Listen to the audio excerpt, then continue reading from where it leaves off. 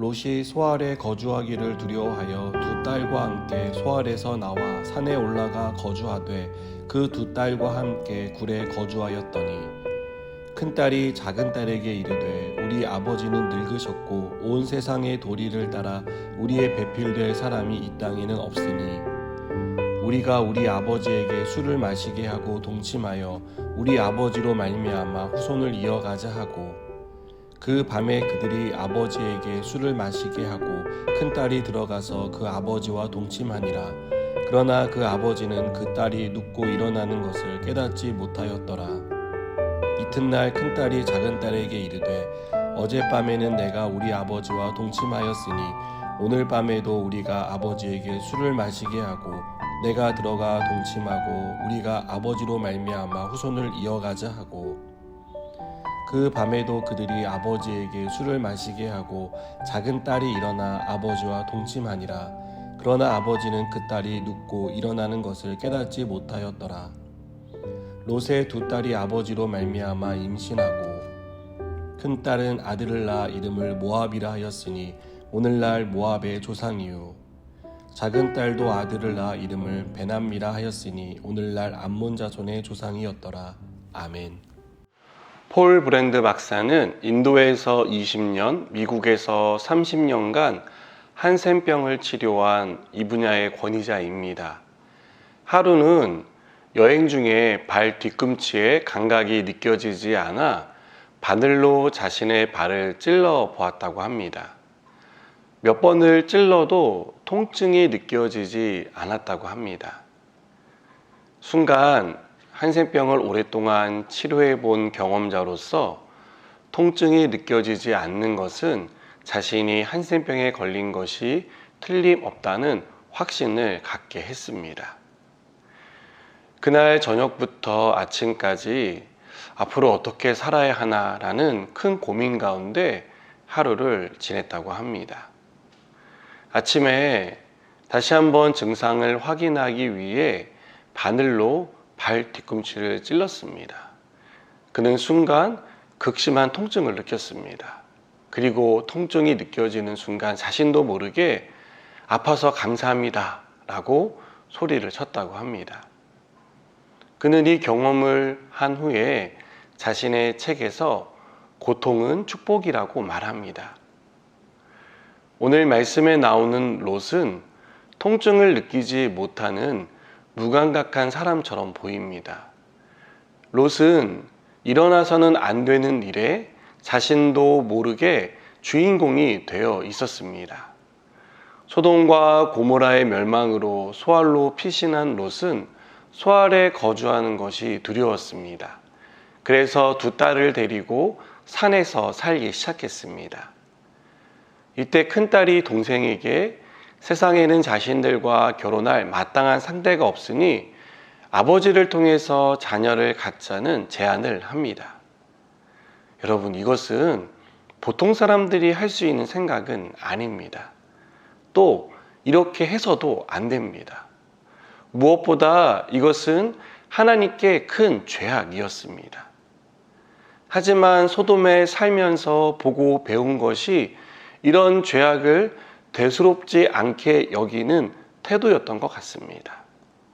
영적으로 무감각해지면 죄에 대한 경계가 흐려지는 것을 봅니다. 죄를 죄라고 생각하지 않게 되고요. 죄를 지으며 정당성을 부여하는 것을 봅니다. 이것은 죄에 대한 두려움을 애써 외면하는 데서 나오는 잘못된 태도입니다. 롯의 딸들은 하나님을 경외하는 마음도 양심도 없었습니다. 그래서 두 딸은 아버지를 술에 취하게 한 후 동침을 했고 임신을 하여 아들을 얻었습니다. 저는 오늘 말씀을 보면서 롯의 딸들이 벌인 일도 놀라웠지만 롯의 무기력한 모습에 더 놀랐습니다.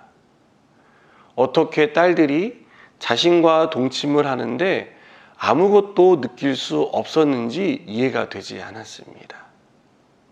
오늘 말씀을 보시면 두 번이나 그러나 그 아버지는 그 딸이 눕고 일어나는 것을 깨닫지 못했다라고 말하는 것을 보게 됩니다.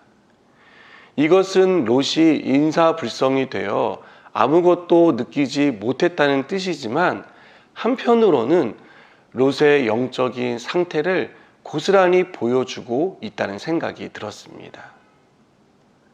롯은 영적으로 무기력한 상태에 있었습니다. 그래서 영적으로 민감해야 할 시기에 둔감한 상태에 빠져버린 것입니다. 여러분, 우리가 롯의 모습을 보며 혹 우리도 롯처럼 깨닫지 못하며 살고 있는 것은 아닌지를 생각해 보았으면 좋겠습니다. 롯의 딸들처럼 죄에 대해 무감각한 삶을 살고 있지는 않은지, 또 롯처럼 죄의 현장에 있지만 영적인 무기력에 빠지진 않았는지를 돌아봐야 합니다. 저는 우리가 세상을 사는 데 있어서 세워야 할 안테나가 있다고 생각합니다. 그 안테나는 죄를 감지하는 영적인 안테나입니다. 그리고 이 안테나는 작은 죄를 죄로 여길 수 있는 민감한 안테나가 되어야 한다고 믿습니다. 예전에 공을 다루는 운동선수가 인터뷰하는 모습을 보았습니다. 그는 인터뷰할 때조차도 자신이 다루는 그 공을 몸에 달고 있었습니다.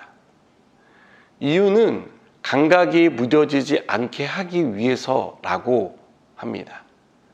그렇게 해야만 순간적인 판단을 내려야 할 때, 또 자세가 흐트러진 상황에서도 좋은 결과를 만들어낼 수 있다는 얘기를 했습니다. 우리 역시 평소에 영적으로 민감해지는 훈련을 해야 합니다. 작은 죄라고 가볍게 여기는 태도를 버리는 것부터 연습해야 합니다. 다른 사람이 한다고 분별 없이 따라하는 삶을 멈추는 것도 연습해야 합니다. 죄는 어떤 모양이라도 버려야 하는 것입니다.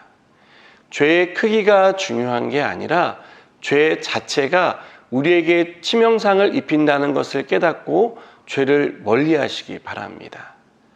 하나님이 죄를 어떻게 다루시는지를 생각하고 하나님의 기준에서 죄를 다룰 수 있는 저와 여러분이 되길 바랍니다. 그래서 영적으로 무감각하고 무기력한 사람이 아니라 영적으로 민감한 저와 여러분 되기를 축복합니다. 기도하시겠습니다. 하나님, 죄를 죄로 여길 수 있기를 원합니다. 죄에 대해서 영적으로 민감한 사람에 대해서 죄에 빠지지 않고 죄를 이기는 자가 되게 하여 주시옵소서. 예수님의 이름으로 기도드립니다. 아멘.